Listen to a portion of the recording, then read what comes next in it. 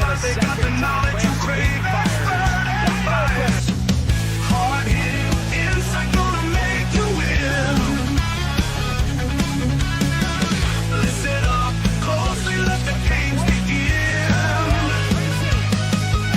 Top pick sleepers every week I spin. The FFU universe here to help you win.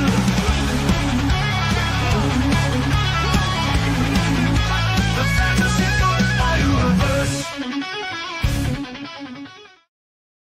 What is up? Welcome into the Double FU, the FU times 2, the fantasy football universe. I am Jeremy Schulman here, joined by Addy, Rocco, and of course, Big Mike with the short guy energy himself, Mike Anthony. We are here to talk about the Senior Bowl, anything and everything. And these three guys were there. So you're going to get all of their insights from what they experienced throughout the 3 days. And of course, they got out of Dodge just in time because I hear a winter storm's coming through and it's looking awful down there for the game that's about to kick off in I think about 90 minutes here or so. So that's about it for an intro. Guys, how we doing? We're going to start with you, Addy. How's it going, man? Hey, how's it going? Addy here from League Champ, running contests all off season. It is fantastic to be here. Could not be more excited. I'm really hyped to go through the show sheet. I saw that you didn't mention my boy Cyrus Allen here from Cincinnati, the wide receiver. Absolutely killed it at the Senior Bowl. It was really awesome to be out there, and I got to meet the towering figure of Mike, who I see is sitting a little bit taller in his video stream now. Speaking of short kings, we got the shorter Rocco for some reason on the screen. Rocco, what's up, my man? I don't know. I'm about the same height as Addy, but Addy stands for the podcast. So everybody's towering over me. I guess I got to get a chair that lifts me up a little bit so I can get as tall as these guys in their little windows. But yeah, it was a great time, man. I enjoyed the networking there. I enjoyed meeting Addy in person, Mike Anthony in person. A lot of people in our industry, are really cool actually when you talk to them. So I'm talking about making connections, getting new people on the podcast, and seeing some really cool wide receivers out there. They have a lot of tall wide receivers at the Senior Bowl, and I wonder if the Tall Kings are going to come back and make an impact in the NFL pretty soon. They definitely might. Rocco also, I believe it was the Empire League or the FFU Standard League, had a dominant 14-0 undefeated season and kicked all of our asses there. So Rocco knows. I think that was 19-0. If you want to check. Yes. No, not 19-0, 16-0. I don't know. It was a lot of zeros.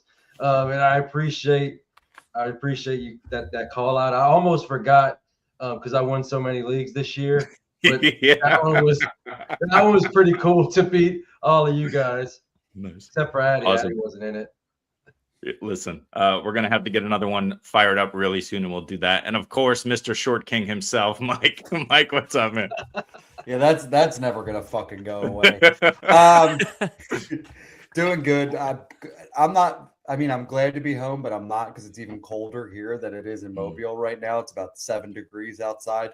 My wife and I just went and did some shopping for our bathroom, so that's not great. But yeah, I'm ready to talk about these dudes. It was a fun week, a week of players that we weren't really super high on coming into the week. Kind of opened our eyes a little bit to some new guys that we hadn't seen, and that defense in general. The defensive class that we're getting in the NFL draft is going to be dominant, and that showed out again this week.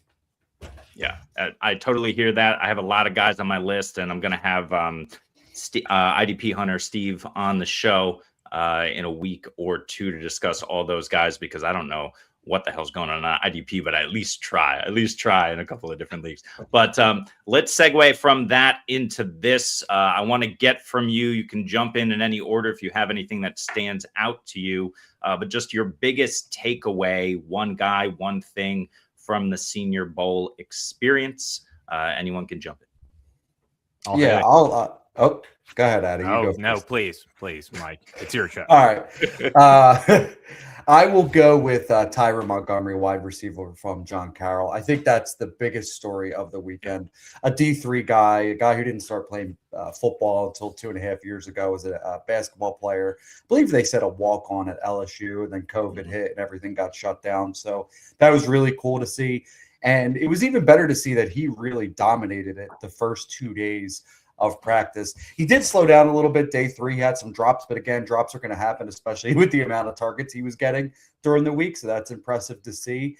I was just, he was out there dominating against guys like Colton Hood from Tennessee, Chris Johnson from San Diego State, if I'm not mistaken. So these are guys that are going to be drafted in the NFL draft. And it looks like to me he's done enough, especially if you check Twitter and the draft analysts and everybody are ready to get on him as well now, that he's at least made himself, a back end day 3 or mid day 3 guy where it could be 4th, 5th, 6th round pick. And let's see, it'll be interesting to see if he gets a combine invite now as well, because I don't think that was on the table up until this week. Yeah. I also saw the videos that he made during COVID of him like learning how to run routes because he hadn't run routes before. I don't know if you saw that. Wasn't necessarily impressive, but then joined a flag football league and then put together a flag football highlight film and got the offers. So crazy story from him. Any other notes on Tyron Montgomery, guys? I'll just go. He absolutely wrecked some high quality DBs, and especially in the first 2 days. Like Mike makes a good point there that in day 3, it was a little bit rusty. We saw him dropping the ball a bit. We saw that from a lot of guys out there, especially as it got colder later in the night. We saw the football hitting the ground a bit more, but he was able to get open in a phone booth out there. Like we saw a couple big plays, but in a week where we saw taller receivers get locked up from time to time, he was consistently open. Nice. Awesome. Rocco, I'm going to go to you for your next takeaway. What are you thinking here about the experience at the Senior Bowl? How'd you feel about it? Like I said, the networking was amazing. Like anybody who's anybody in the industry was basically there. You see people that you follow on Twitter, you watch their podcast, and they're just walking around. But the biggest thing that I took away from this class at the Senior Bowl was just how unimpressive the quarterbacks were. Pavia did not look like an NFL quarterback. I don't think he's even going to get drafted. He was small. His arm wasn't as impressive as I thought it may be. His ball fluttered downfield. He can throw some bullets in the short and somewhat intermediate game, but he had trouble seeing over the line. He put the ball on the ground maybe 6 times in the portions that I saw of the practices. Garrett Nussmeier, he looked kind of smallish, and he wasn't very impressive. He would not throw downfield. He just kind of checked it down to the running backs and the tight ends. Who else? Mike Green. No, Taylor Green. Taylor Green. I'm sorry. He looked like the most impressive guy there, but he started throwing picks left and right in the later portion of the practices. He's an interesting stash, but he's a few years away. But yeah, the guy from Illinois, he looked like he had commanded a huddle, but his footwork was terrible. I just nobody really in that whole quarterback class impressed me. Maybe it was the defense. The defense seemed like they were a step ahead of the offense for basically all of the practices, but I'm not investing heavily in any of those guys that were at the Senior Bowl. So, Rocco, what you're telling me is Tyler Shuck is safe. Tyler Shuck's a fucking 10-year starter. What are you talking about? This is not even a conversation. Like, he's gonna play until he can't play anymore. Until he's ready for the series, for the home. It's gonna be 45 years old in 10 years, man. The one thing you got to remember, though, Rocco, is Nussmeier played at LSU. He's right there. His dad, Nussmeier's dad, is the offensive coordinator for the New Orleans Saints. Gotta watch out, man. Yeah. You're gonna see a lot of checkdowns in your future. Hey, I understand. We do have a hole at QB3. Maybe we trade Rattler to the Eagles so they can have a real quarterback that can throw the ball and complete a forward pass. So maybe you got Rattler in your future. I just need your first round pick. Oh, get out of here. I love it. I love it. Addy, any other thoughts about quarterbacks or anything you want to expand on there, Rocco was saying? Yeah. I mean, the QB position was absolutely atrocious for most of the day. Taylor Green actually had a couple really nice throws. That one to Malachi Fields that's been bouncing around was absolutely lights out. We saw Altmaier play okay from Illinois. He was fine. The footwork was really rough. He looked like his pants were on fire most of the times when he dropped back. But aside from that, Nuss was clearly only out there to show everyone he was healthy. He made it real clear the second he got the ball, he was trying to get it out of his hands and just show that he can move.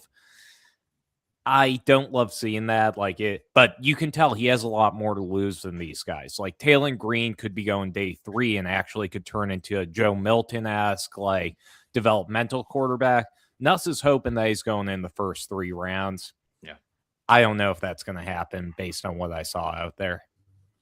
Well, I think his agent slipped McShay some money or some crypto because McShay was saying he was going around 2. Mike, what are you saying? Yeah, I completely agree with everything you guys have said. He said Rocco said drugs. Yeah. I wanted to feel bad for Pavia because all the talk, and you could see it immediately on the field, was the size. But then I was also seeing clips of Lee Hunter absolutely just almost just destroying that poor gentleman in Pavia in the pocket. So I did feel bad at that point. He has some arm talent, right? But he doesn't get past the first read. You could say that for pretty much all these guys except for Taylor Green, to be honest with you, because he's moving around, trying to make something happen. He's scrambling out of the pocket. To be honest, that was the most impressive quarterback this week to me, just from an athletic standpoint, the size standpoint. And honestly, just listening to him talk at the podium, he's very – it sounds like you're just having a normal conversation with him, right? It's not just interviewed, scripted. Like when you hear Nussmeier, it's okay, task.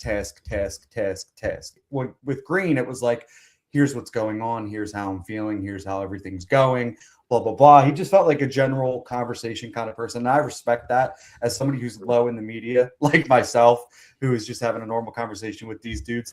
And then I will agree with Rocco and Addy both. Altmaier was the most commanding quarterback, in my opinion, at the line of scrimmage in the huddle. You could see him changing protections, changing the plays at the line. You could hear him from the stands. So I thought I was very impressed with that.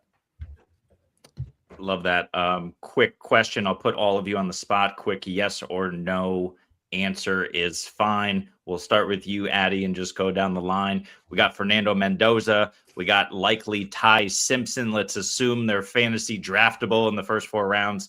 How many other quarterbacks are fantasy draftable? You can just give me a number.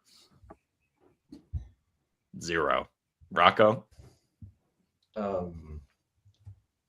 1 as a project guy we just talked about.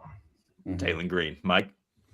Yeah, I'm probably only going to be stashing Taylor Green, and that's it. I'm not super interested in Nuss. I guess it also depends on Trinidad Shambles, if anything happens with him. If he does decide to join the NFL draft or just keep suing the NCAA, who knows what's going on with that. Really depends on him. He would be somebody I'd be interested in, but the guys that we saw this weekend and the rest of the draft class itself, I'm not super interested in. Yeah, I hear that. To be fair, Chambliss might make more money suing the NCAA than he will ever make in the NFL, but we'll see what happens. We'll see what happens. Addy, your takeaway, what do you got? Yeah, the big takeaway I want to give is that the short receivers actually showed out. We have a pretty flat wide receiver class. In general, we typically have a bit more of a top-heavy one, and obviously we have the 3 guys of Lemon, Tyson, Tate at the top of the board. But after that, there are about 20 guys that I'd have all in the same ballpark, everywhere from Jacoby Lane all the way down to Barry and Brown.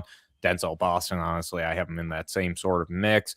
So I really liked what I saw from some of the shorter kings out there. Like Barry and Brown was making people miss left and right. And my favorite sleeper of the entire weekend was Cyrus Allen, who coming out of Cincinnati, smaller receiver, about 5'10", 180. He was making people miss consistently over the first few days. And when I interviewed with him, he was talking about his favorite route combinations. And he was like, the second they call it slant, that's really when I get a chance to shine. I can take that route any number of directions, which is an awesome thing to hear because, one, slant route's a real small route to take in a lot of different directions, but he was making people miss. He was consistently open, and I love to see that from a smaller name and a smaller stature player because there's a role for that guy in the NFL. Did you say he was your favorite wide receiver or just one that you were pleasantly surprised by? He was my favorite by the end just because no one's talking about Cyrus Allen. They had Lewis Bond out there. They had Anderson. They had Barry and Brown. They had tons of guys that were actually supposed to be highly touted prospects, and he was the one that stood out for me the most. So I love seeing a guy jump up the board like Tyron Montgomery and Ted Hurst are kind of in that same mold where you came in thinking, okay, maybe these guys make a name for themselves, and they absolutely stood out. Awesome. Yeah, to be honest with you, I'm sorry to just piggyback off what he's saying. I was way more impressed with the wide receiver position this week than I originally planned to be coming into the week. So that was good to see because I wasn't sure what was going to happen after the top 4 or 5 guys are off the board. Well, I was going to ask you, Mike, I was going to jump over to you because I know you interviewed Ted Hurst and Addie mentioned him. Maybe you can tell us a little bit about Ted. I really liked the things that I've seen on Ted Hurst's film. And I was pleasantly happy with what I saw at the Senior Bowl. Obviously, there's the raw tools, the raw athletic tools are there, the size, the speed, the change of direction stuff. I will say he's going to have to get a little bit better at separating, obviously, because again, it's usually harder for these 6'3" dudes to just consistently separate. So I understand that. He was doing it at Georgia State. He was doing it at not a super consistent level at the Senior Bowl. Obviously, the level and talent has jumped going from Georgia State to going up against the top guys. So I was very happy to see with what he looked like in person. The size stands out. The jump ball mentality stands out. I asked him about that. The T. Higgins comp definitely makes sense. I'm very interested to see where he goes in the draft now because I think a lot of the NFL guys are high on him. I'm going to be high on him.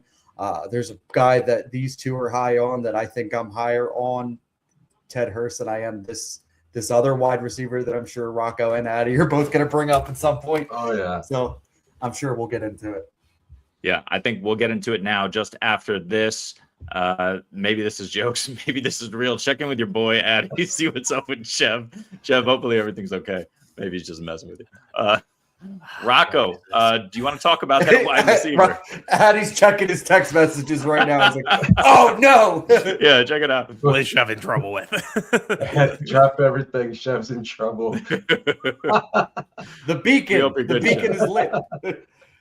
Rocco, I think Mike's referring to a certain wide receiver from USC. You want to tell us about him?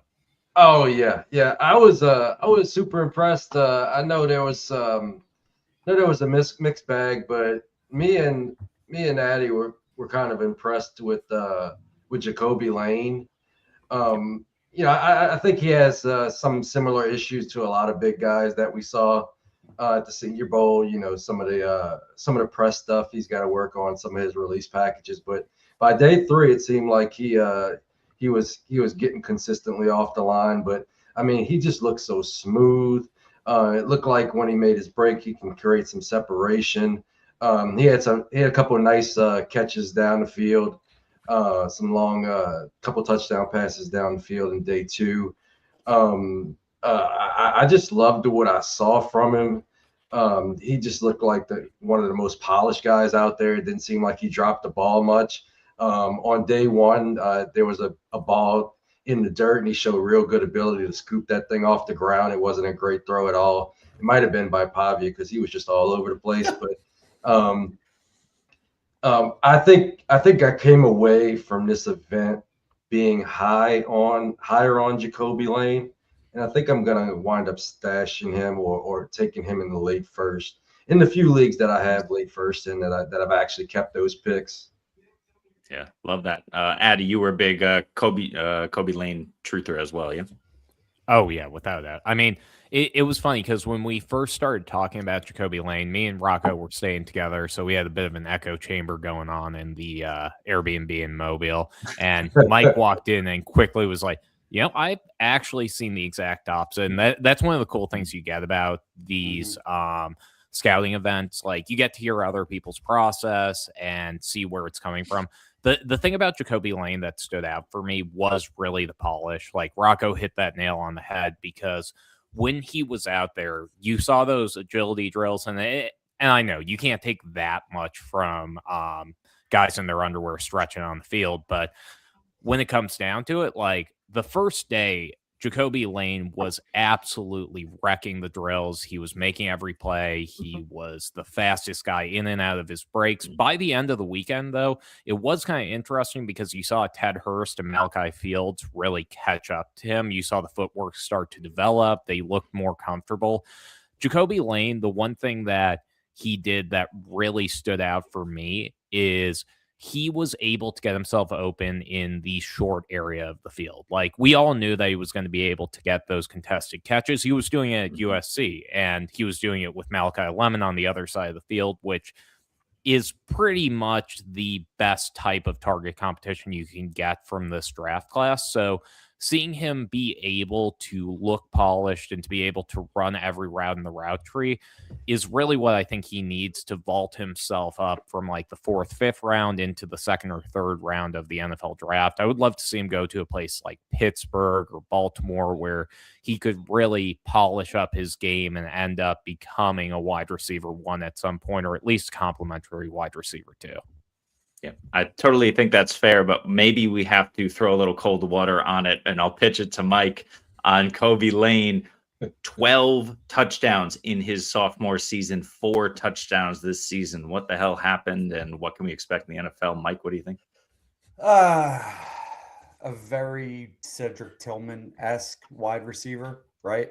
And I had big hopes for I had big hopes for Cedric Tillman. It's just not happening. Between injuries and just not consistently separating, it's just not really gone that way. And maybe that's kind of what I see for Jacoby Lane in the NFL. One thing I told Addy and Rocco and every person that I met this week, that especially the guys that are new to the Senior Bowl, is you're going to have different opinions from a lot of different people, right? We all see things differently. We all get a different vantage point from the way we see things, and you're all going to get there's nothing wrong with differencing of opinions. You see everything from higher up than us, actually. It's a good point. He's seeing things from the all 22 vantage. So I only saw the first half of every play. Hey, we're like Pavia. We have to look over the line and stand up, be on our tippy toes. But from down there, it looked really good.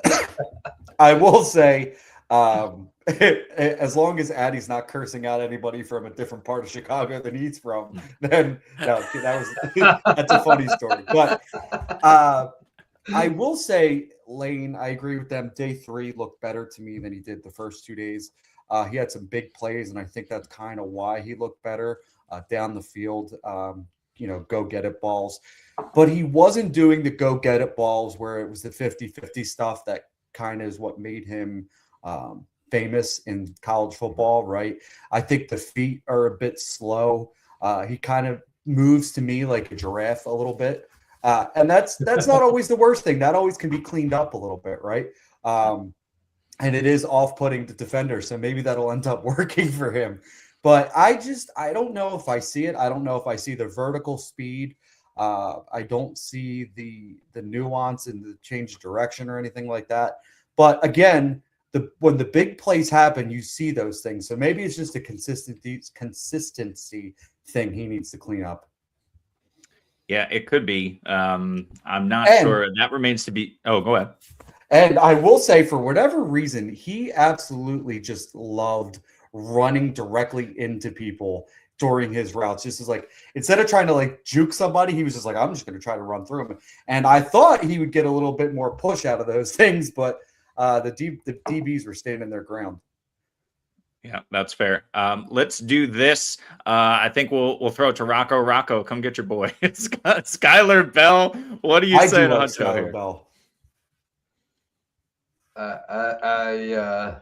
I don't have any opinions on Skylar Bell. What you think, Mike? I like Skylar Bell a little bit. That's a UConn wide receiver who was down at the Shrine Bowl, who has, I've seen very positive things out of him, especially from a route running standpoint. And I saw that on film as well. So I'm very interested to see how he looks, during the combine and everything like that, because the athletic ability seems to be there.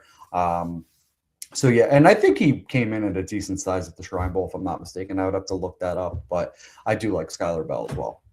Yeah, I mean, if Huncho likes him, he's the scouting college player half of Fourth and Fantasy. So if he likes him, I'll take another look at him. Rocco froze up there like when he met Caleb Douglas. I like your interview. Addy did a real good job being the cameraman. So, quick backstory on that. Yeah, I interviewed Caleb Douglas, and for whatever reason, Addison decided not to tell me that we were directly in the sun. Yeah. As Rich famously said, Mike Anthony coming to you live from the surface of the sun with Caleb Douglas. Exactly. And then Rocco proceeds right after me to interview him and goes, I'm Rocco, and I'm here with. All right, so introduce yourself to everybody. And he did so, and I still forgot his name at the end. And I've been watching this guy all week. I actually interviewed him at the podium, and he's a very thoughtful guy. Like, if you ask him good questions, he's not going to give you like a canned answer. He's going to think through your question and answer it very thoughtfully. And I feel really bad, Mr. Douglas. That was all me. It was day 3. And I didn't have a lot of gas left, and I asked him, my kids are always doing this. What's 6'7"? And he hit him with the oldest man. He hit him with the oldest man question he could think of. Yeah. Good work. Rocco took Senior Bowl to a new meaning. Yeah. I think I caught dementia right before I asked him a question. Love that. Alex, appreciate you joining us. We talked a bit about Tyron Montgomery a few minutes ago. Guys, give me your 10-second elevator pitch, Addy. Tyron Montgomery. Tyron Montgomery is a legit NFL receiver. We've seen this from plenty of small school guys, Jalen Coker, other dudes coming into the draft that are a little bit lanky coming out of smaller schools. Tyron Montgomery is able to make people miss. He has the physicality. If he gets his hands cleaned up, he'll be a legitimate receiver for an NFL franchise. Rocco, anything to add? Yeah, I mean, he was just he was impressive all week. The ball found its way his way. Yeah, I mean, I think he's a guy we have to keep an eye on. I want to see how he tests at the combine, and he's a guy that could sneak his way onto some of my rosters. And Mike, once more on Montgomery. One thing you guys didn't mention was the vertical that he had. Me and Mike Cash looked at each other and just, jaw dropping, levitating to win a 50-50 ball. That was good to see from a guy who was listed at 5'11". So the vertical also stood out to me, along with all the route running stuff we had already talked about. Yep. And we also talked about the fact he's only been playing for about 2 years. He kind of was a college basketball recruit, walked on to LSU. COVID happened. He joined a flag football league, sent in some highlights tape, ended up at John Carroll, impressed his way to the Senior Bowl, and has looked great so far. Also, Alex, we're going to be posting this on our videos as well after the live is done, so you can check out what we talked about on Tyron Montgomery there. And Dynasty Dog Audio too. Oh, that's right. Yes, sir. Crispy, what is up? We have not talked yet about Reggie Virgil. It's a good time to do so. Texas Tech wide receiver. Huncho said he was getting locked up. What do we think about Reggie Virgil? Anyone who has a strong opinion can go first.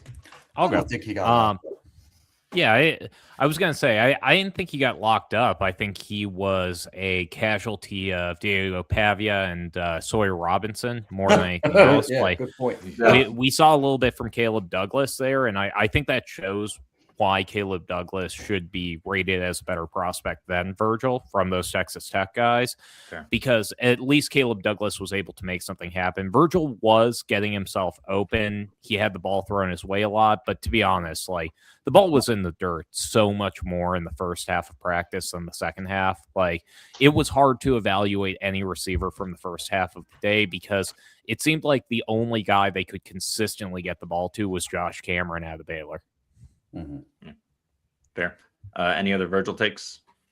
Yeah, I think both Texas Tech guys showed out pretty well, just in different ways. I think Virgil got more opportunities. I think he also showed better vertical speed than Caleb Douglas. To me, there was a play deep down the sideline. It was a one-on-one drill where he looked like he had been locked up, but then he just vertically separated at the top of the route to win a go ball, and the speed jumped out to me right then and there. I was super impressed by him. He's got the size as well. I believe he was listed at 6'1", 6'2", or 6'1", closer to 6'2", so that was good to see.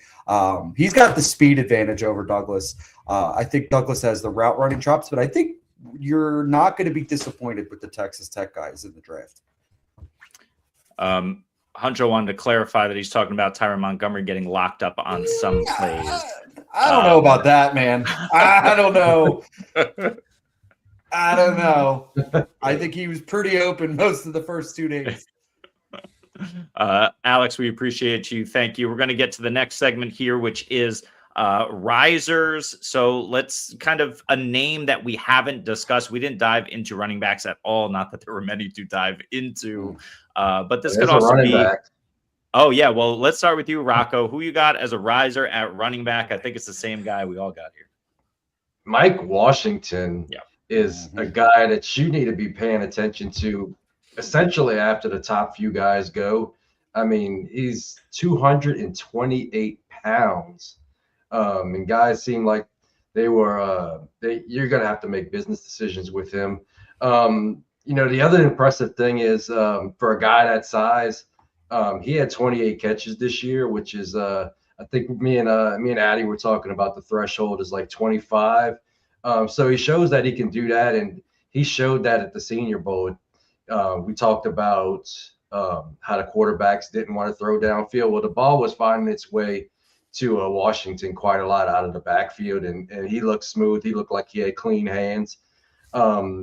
He's a guy that I'm going to be in on, because when you're that big and you can catch the ball, he was a good interview. I mean, there are very few negatives with Mike Washington coming out of this Senior Bowl. And one other thing I want to talk about is that you know, his elusive rating wasn't that great, but also the Razorbacks had the 75th ranked run blocking scheme in college football, so maybe that had a little bit to do with it. Maybe being 2-9 or whatever it is had a little bit to do with it. But I think he looks super clean coming out of the Senior Bowl, and he's going to find his way on a lot of my teams. Yeah, and I think he was one of the fastest running backs. He was the 20 miles per hour. Fastest running back and second fastest player overall in the Senior Insane. Bowl. At 228, playing the running back position, he moves so well. Obviously, I posted some of his bag work on X. I also have a route that he ran against one-on-ones that I forgot to post as well, but he juked a dude out of his shoes. I meant to post that. But again, this dude can move for a big fella, and I cannot wait to jump into the tape on Mike Washington. Yeah. He has an every down skill set from what we can see. Yeah. Addy, what do you got? I mean, who am I to continue gassing up Mike Washington here? Yeah, I'll go in a different direction. Go for it. We wanted to see a lot from Nick Singleton and Katron Allen. Those were the two names that going into this weekend, everyone said to keep an eye on. We've had plenty of running backs break out in the Senior Bowl. I don't know that we really saw them break out here. But the one thing I would say is that Katron Allen between the tackles did look like the best running back on the entire field. 100% Yeah. Yep. Okay. Without a doubt.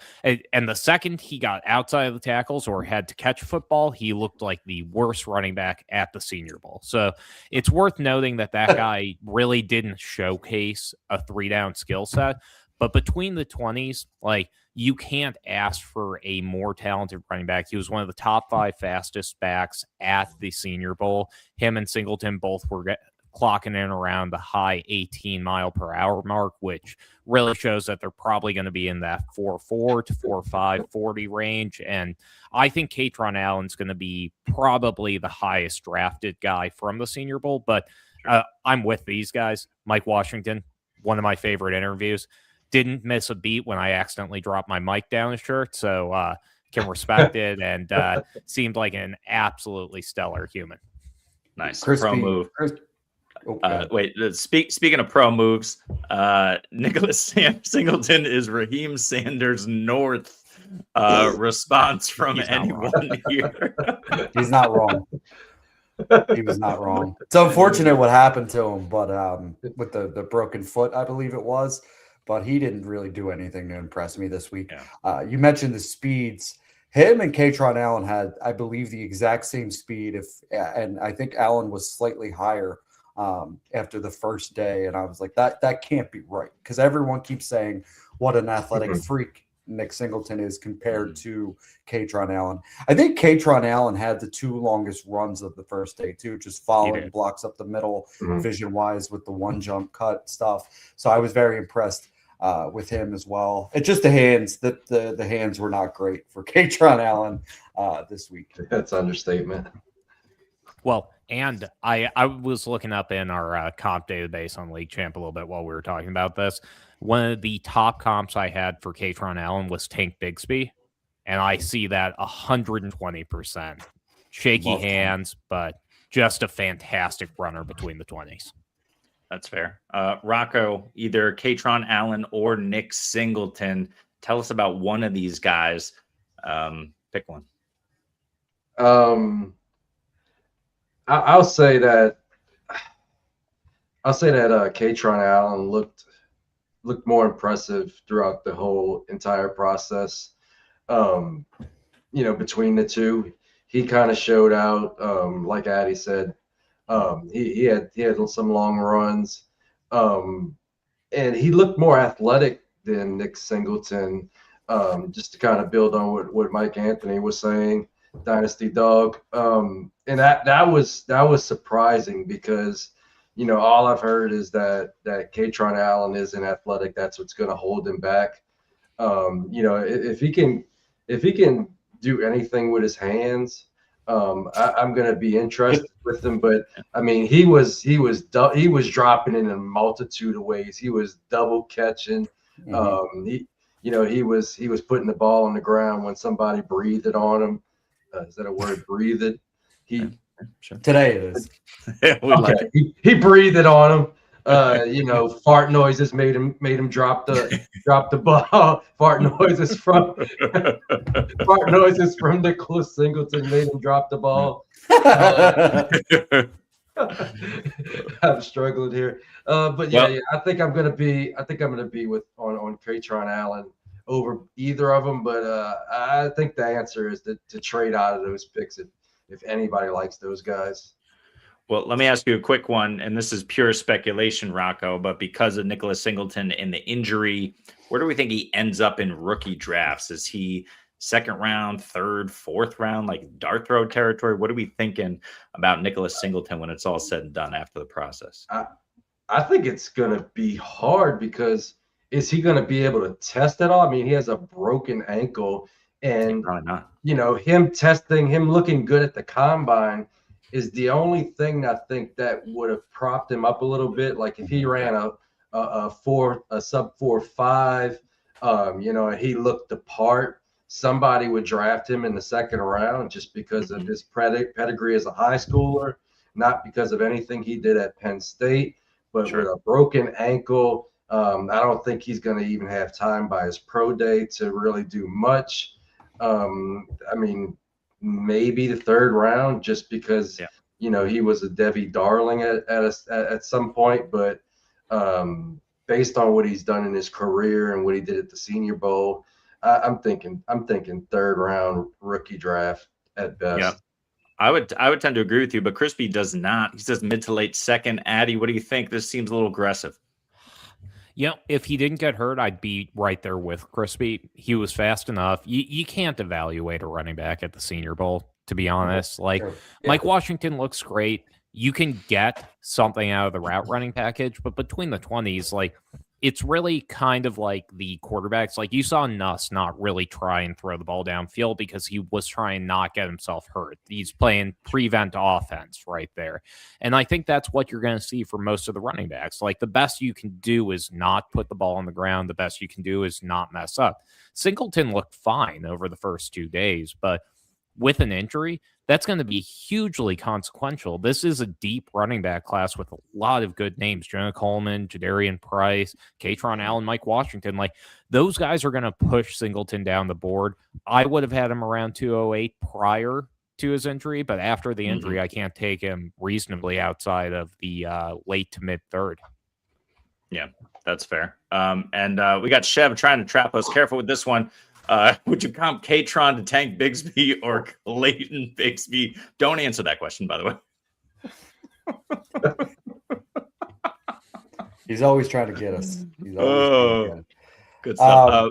Well, here's a good one about Jaden Ott. Let's switch gears quickly before we get canceled. How's Ott been? Does anyone feel good, bad, neutral? Whoever's got an opinion can jump in. He didn't really do anything at all that impressed me, or I was hoping for more, because he was a guy who, again, a Debbie Darling, especially in the beginning, who's fallen off, who still has the opportunity to kind of build himself up, and he didn't really show out, to be honest with you. I was kind of disappointed. He had one good pass block rep where he just locked up a guy, but besides that, I didn't notice him, throughout the whole 3 days. Yeah, I kept forgetting who he was, to be honest with you. I was like, who's the Oklahoma helmet out there? I thought he had two of the most exciting plays out there, but they were both for the defense. In one-on-ones, he got hit harder than I've ever seen anyone get hit in my life, and on a goal line run, he lost, I think, 25 yards. Oh, Chev, killing us today. Love it. But yeah, so considering pass pro, is he someone who we would be at all interested in because maybe he'll be on the field? Not really. I don't think he'll be on the field long if he has to pass pro. Yeah, no, fair. I would rather take a gamble on a guy who impressed me this week, who I honestly knew nothing about, and that would be Jamari Taylor from Virginia. Yes. Smaller guy, shifty, quick. Obviously, they're not really hitting at the Senior Bowl, right? Yeah. But he's going up against D tackles, obviously bouncing off them. I was impressed by that.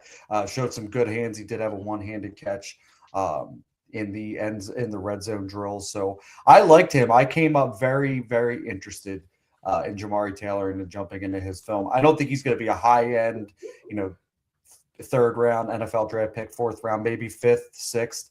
It'll be interesting to see, but he's a guy I'll probably take some flyer owns just because of what I saw from an elusive nature down there. Fair. FF Canuck, what is up? Thanks for joining us. I think Chev's talking about your guy Taylor. Prepare him to run a 4.4 and be a 7th round pick. We'll see. Look, there's going to be a lot of names out here. This is a kind of a crazy class. We already have some ideas of some names, but let's just very quickly jump into a caller or two. What's that? Jamari Taylor's in the book of secrets is what Chev is alluding to. So that's a good thing. I don't think he was talking about him here. I think he was talking about I just realized who Clayton Bigsby is. Oh God. I mean, phenomenal sketch from Chappelle. But, yeah. We'll leave that there. Go Google that. I did. Hilarious.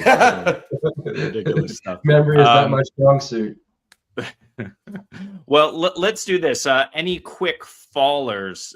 We already talked about Singleton with the injury. Of course, we were just talking about Jaden Ott. Anyone who stands out as like somebody who just did not come to play this week?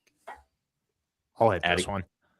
I did a prospect profile on Seth McGowan before we actually got to the Senior Bowl, and he comes in at full real-life running back size. He's about Jonathan Taylor's size. He theoretically should be very fast. At Kentucky, he was basically their entire offense and got about 1 trillion carries. He only got a long run of about 30 to 40 yards every year of his college career, and that showed up at the Senior Bowl. That guy was getting blown up. He put the ball on the ground. He looked okay pass-catching drills. To be honest, his feet looked really polished. He looked like a running back that could play in the NFL, but that just didn't have that it factor. Like, when you watched him versus a Mike Washington and Jamari Taylor, you just saw those guys seeming to put it all out on the line, where you saw McGowan seem to hesitate, like stutter step, and not really put his best foot forward. Yeah, I think that's fair. I mean, we just don't know how these guys are going to show. Obviously, some guys kind of stepped out and looked fantastic. Sometimes the guys just don't come to play, and we hope that they, through the combine process and the interviews, we hope they get some steam and find what we were assuming they would be. But yeah, it sucks when those guys don't show out at the Senior Bowl. Anybody else for you guys who didn't get it done? Yeah, I mean, I already touched on the quarterback, so I won't go back to that well. But I didn't really notice Max Clare a lot. Ohio State tight end seemed like he had some drops. I know he was used mostly as a blocker last year, and he seems to have settled on that because he did not much in the passing game. I didn't notice him much at all. But yeah, that's probably my guy that I probably won't have much of. Yeah, I think that's fair. And Mike, you got one? Yeah, I would say I expected a little bit more out of Adam Randall. The speed or the size was there. The pass catching was there. Yeah. Obviously, he's not been a running back very long, so we'll see how that continues to go. I honestly also expected more out of a majority of the tight ends, a little bit more. Yep. Tanner Koziel really didn't stand out to me, aside for maybe the last day, who finally started making some plays. The two guys Chev asked about, one of them showed out. The other one had a couple nice plays. Josh Sivas, I don't know how to say it exactly. Cuevas, thank you. To be honest with you, he made some really nice adjustments to the ball, like late hands, really nice grabs in the red zone. So he jumped out to me just from a pure hand standpoint. I know the talk around him was he's more of a blocking tight end. I haven't watched him yet, so bear with me. I just heard some people saying he's more of a blocking tight end than a receiving, but he showed some really solid handwork. In general this week. So I was very excited to see that. Yeah, phrasing exactly. And Joe Lay, the first 2 days I had seen at least 3 flags of defensive holding or defensive pass interference against Joe Lay, which means to me is that defenses are panicking because of the way he moves. Right. And I'm impressed by that. He made some really nice red zone plays. He moves fluid for a tight end. He kind of reminds me of a wide receiver playing tight end. He's a guy I'm going to be taking flyers on in the second round, depending on how high he goes in the NFL draft. Could be even higher than that. And then Sam Roche, I see at the bottom here, Nebraska tight end. He was a guy that kind of stood out as well. Yeah, just strong hands, showed some decent movement skills. Wasn't afraid to get physical either with these contested catch balls. So I was good to see him out there as well. There were like Koziel, I think, is probably why the tight ends didn't stand out to me as much, because that's who I was really expecting to see just from a statistical standpoint and the things I had seen on television with him. But I just didn't really see. There was, I think, one play Koziel made to me the entire week. Fair. Was Jolie the guy who went up in the back of the end zone and kind of, twisted around and had that nice that was the one I shared. Yeah. That athleticism was is really important for tight ends. We know this is true, but well, let's do this. Let's go. Who do we have? We have Sadiq. So obviously he's probably our consensus one. He's probably a consensus one for fantasy for sure. Who are your 2 with 3 at tight end, and anyone else you want to mention? Addy, we'll start with you and go down the line. Yeah. I mean, I still got Stowers above the guys from this group, but personally, Jolie, I like. He comps on our database to Hendershot, a couple other guys with a little bit of athleticism, Tonjes. He was fine. I thought he looked okay. That anyone that had the ball getting thrown to them in the first day was really hard to evaluate, or in the first half of practice was really hard to evaluate. The guys in the second half weren't. And Sam Roush in the first 2 days of practice was absolutely dominant in his route running. He was about the only tight end that looked polished in route running. He comped in our database Tucker Kraft, which is a huge call out to me because I think Tucker is incredible. And I also thought Roush was just about the best interview too. The guy's learning guitar, big Radiohead fan. So, that matters a lot for me in my fantasy draft. It's strong fingers really help you grasp the balls and tug it, phrase it. Hey, listen, you got to do everything all at once at tight end and keep everything in its place, right? So, Rocco, what you got here? Is it Stowers at 2 for you? And then who do you have at 3? Yeah, I like Stowers, Kenyon, Sadiq. I also like Roush. Do yourself a favor and Google this guy. He's wearing like the Revenge of the Nerds glasses that look like they broke, and he's got tape around the middle of it. Nice. So man, that's the kind of guy that I want to invest in. But yeah, I mean, like watching him, like everything Addy said, his hips don't lie. He looked like he can, move those hips pretty good to turn back for the ball, going down the seam. That was a good one. Crazy. That was a good one. But yeah, he's a guy that you won't have to take early. Disrespecting Tucker Kraft like this is crazy. but yeah. Like if if you're gonna draft guys based on awesome personalities, that's the kind of guys I want on my team. I want the kind of guys that are gonna lift up the rest of my fantasy team.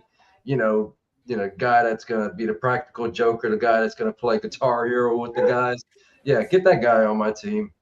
Yeah, every good fantasy team needs a good, solid locker room presence for sure.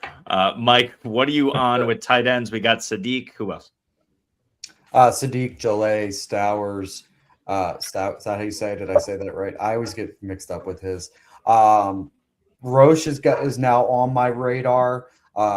There's a guy at SMU, not the one that was down at the Senior Bowl, but RJ Maryland kind of intrigues me still. He had a really nice year last year, I believe it was, had an ACL injury. That's a guy I'm going to be, taking some dart throws on. Michael Trigg was the guy who was supposed to be at the Senior Bowl, backed out, that a lot of people are high on coming into this draft class. And I will say a guy who I don't really know much about at all, and he doesn't have a statistical profile. Like, good luck finding any Wyoming film. But what is it? Michael John Glenenberg? Michael. Yeah. It's Michael Glenenberg from Wyoming. He was impressive as well, yeah. He was moving pretty solid out there for fast. A Wyoming tight end. Yeah.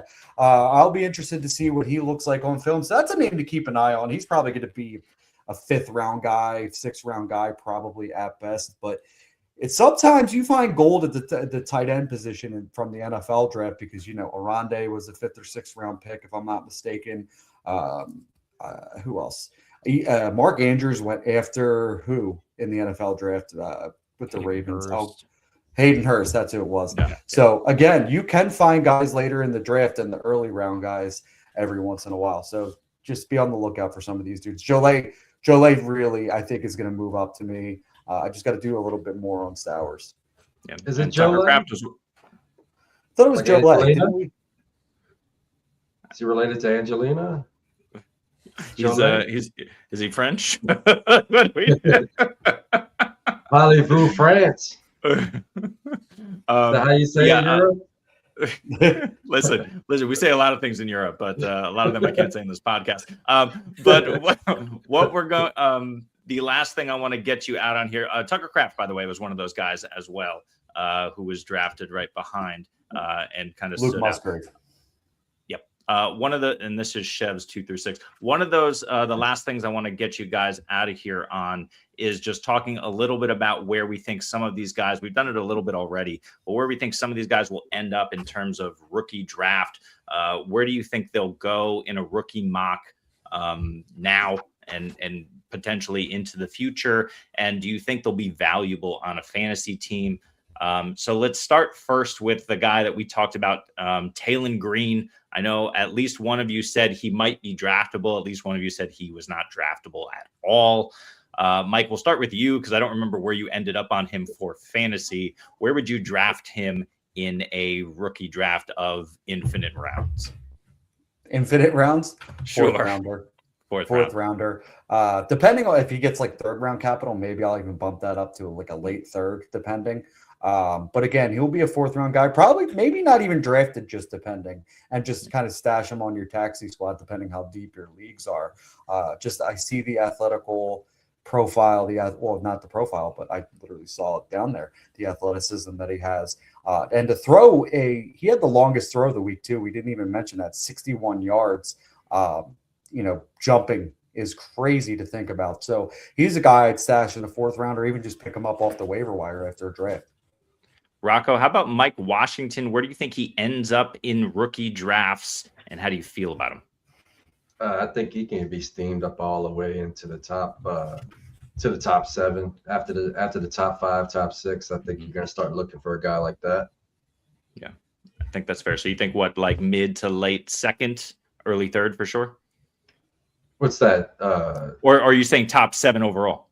Top 7 first round. Okay. All right. That's spicy. I thought you were saying top 7 running back, but to be fair, after Sadiq at 6, I mean, you can pick your flavor and literally pick any of these guys. Mike Washington, if you I fade tight end, so out I'm probably taking him before Sadiq. I love it. I love that.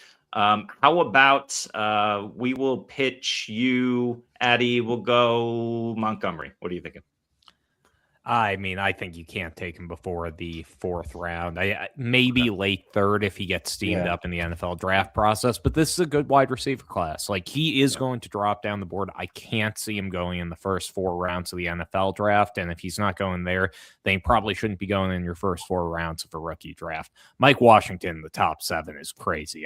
My head's still spinning. Like, geez, I gotta take the hat off. Like, listen, Rocco. Obviously, I'm gonna love it. go ahead. Rocco was the only person I know on this planet Earth that said Harold Fannin was going to outproduce David Njoku on live podcasting. So listen, every once in a while, he's going to throw a dart out there like that and be right. So that could be the one. I'm telling you, Mike Washington's going in my rookie drafts either 6 or 7. Oh, he did it again. Love it. I love it. I love it. We should end on there, but I got a few more notes, so let's run through a couple more names here. Your guy, Ted Hurst. Mike, what do you think? Woo! Second round. Early, mid, late. Yeah, late. I think it would have to be potentially third round, but like you said, that's he can where I was separate. leaning. I saw a mock today where he went in the beginning of the second round in the NFL draft. Damn. So to the Tennessee, to Chev's Tennessee fucking Titans. So to be honest with you, he might be a fucking first rounder at that point. Yikes. Rocco, Jacoby Lane. If he goes in the second round or the third round, I think he's gonna be close to the top 12 for me. Yep. First round. that makes sense. I saw in a rookie mock earlier today that he went at the 112. I think people are putting him in the mid-second, but yeah, a lot will depend on draft capital. If he can Combine as keep it up. well. Yeah, we'll see. What is his 40 as we know it right now? Do we know? No. As long as he doesn't run a 4.7, I think he'll be fine. Yeah, and the 4.6s for sure. But we did see who's that guy who ended up on Philly with the gigantic wingspan at wide receiver? Johnny Wilson. Yeah, the albatross Johnny Wilson. That hasn't translated that yet. We'll see. Yeah. So somewhere between Johnny Wilson and Jamar Chase, that's where we have Jacoby Lane. I'll throw a few names at you that we haven't talked about. Addy, Lewis Bond. What are you thinking? Lewis Bond, I like. I wouldn't take him before the mid-third, but I did think he got open on a pretty consistent basis. He was able to play with the best of them. And honestly, any of those smaller receivers in day two that didn't hit it or didn't mess up like Anderson and actually drop a bunch of balls, I'm going to be pretty high on. Yeah. Mike, what do you have on Malachi Fields? Oh, late second rounder. Or Okay. mid-second rounder. I was thinking the NFL draft in my brain. Mid-second rounder in a rookie draft. And then I'll throw it to Rocco for the last one. Any other wide receivers we haven't talked about that you can think of that were either hits or misses for you? Did we talk about Cyrus Allen?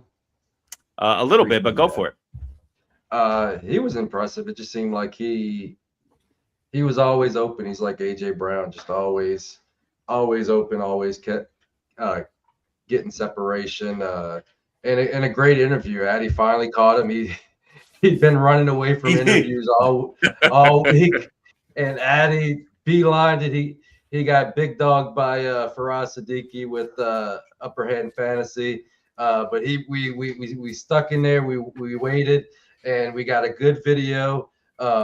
Addy stood about 3 feet away because he didn't want to give him the corona or something, so I had to stand like 100 yards back. But I didn't get the glare to block out his whole face, so I think I did a good job. But he's a guy. This is a guy that I think that I'm going to try to be aggressively adding in the third round because he provides a skill set that is very valuable in today's NFL, is that he can create separation. So he looks a lot like guys that succeed in today's NFL. So I'm going to be sneaking him onto some teams. Love that one. Guys, well, I think we're going to end it right here. I appreciate all of you for everything that you did for us today. Mike, do you have any final words here? Yeah, I got 2 more guys that stand out that we didn't talk about. That I did. Well, actually, we might have mentioned his name. Barry and Brown from LSU had the speed showed out. He had a punt return. Obviously, you could take that for what it is, but again, the speed showed out. He had a couple nice contested catch balls as well for a guy that's smaller. That's good to see. And Kevin Coleman, not to be confused with Kevin Coleman from Debbie Royale, the Missouri wide receiver. Kevin Coleman, quick twitch, was getting open in one-on-one drills, getting it open in team drills. So that's a guy to keep your eyes on. Has some good yak ability too, if I remember correctly from his film and all my notes that I have. So that's a guy to keep an eye on. Those are the 2 guys that we probably could have mentioned. Again, I did not have great expectations coming in for this wide receiver grouping coming in, and I was pleasantly happy. That's 2 positives there, but that's how good I feel about this class. Much better than I do the entire running back class. Nice. Mike, let's have you plug Dynasty Dogs first, and we'll get to these guys to wrap it up. So, yeah, you can find me at Dynasty Dog Mike on X. You can find my co-host at Dynasty Dog Rich, who is blowing up my phone because the Royal Rumble is starting any second now. You can find us on the FFU universe or the FFU YouTube page. You can find us in the Discord as well. That'll be in the description below, I'm sure. And you'll find this audio on the Dynasty Dog podcast page as well. So just make sure you're, jumping on with us. And I gave the keys to the doghouse tonight to Jeremy. So that's how. A dog is barking. Look at Good that. timing. Look at that. Man, Love it. Perfect. Rocco, talk to us. this guy has it rough. That's all I can say. 6 dogs. He's got it really, really rough. Siriaco Solar FF. You can call me Rocco. That's where you can find. Oh, can't find him Oh. anymore. He'll He said fourth and out. Fourth and out. Well, listen, we'll plug him. We'll make sure everything is here in the description for you. Addy, talk to us, man. Hey, and Mike, that's actually not your dog. My one is a little bit less well behaved, evidently. But Rocco's on 4th and Fantasy. I can help him out there with tagging. there But it is. I'm Addy. I am running the Two Guys One Pod show on YouTube. You can find us on the FFD feed. We also have the League Champ app, little duck logo. We're giving away free jerseys all throughout the offseason. We got a couple contests going on for the draft. Should help us shape a little bit of Devy ADP in there, which will be really fun. It's been great mobbing on here, and I really appreciate you having us on the show, Jeremy. Yeah, man. Thanks for joining. Rocco, can you speak? Can you tell us what's going on? I don't know what the fuck just Nice. happened. We got you. I think my Thunderbolt just went out, so I'm just going off of my laptop here. I think I do have the best setup out of these two guys after meeting them, so they were very impressed with all of the equipment that I brought with me. But yeah, Hey, you left half of it. I left. I could have brought more, but you know. Yeah, I did leave my my monitor, so I had to drive back to Mobile. Luckily, I'm 2 hours away in NOLA.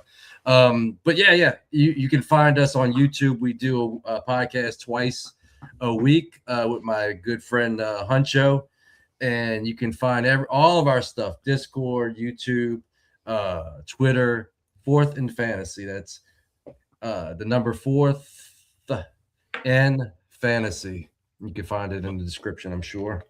Yep. Yeah, we'll throw everything in the description for these guys so you can find them. You can find us here at the Fantasy Football Universe. We're going to be doing weekly shows leading up. We're going to have a ton of rookie mock drafts. We got Dynasty Dogs. We got the Debbie Planet, which is dropping articles and has a Substack as well. So check that out. You can join our Discord. You can just drop us a line, chat with us about anything and everything and for fantasy and forever. We appreciate you joining us. So for Mike, for Rocco, for Addy, and for Addy's dog, we appreciate you joining us, and we will see you next time. Thanks.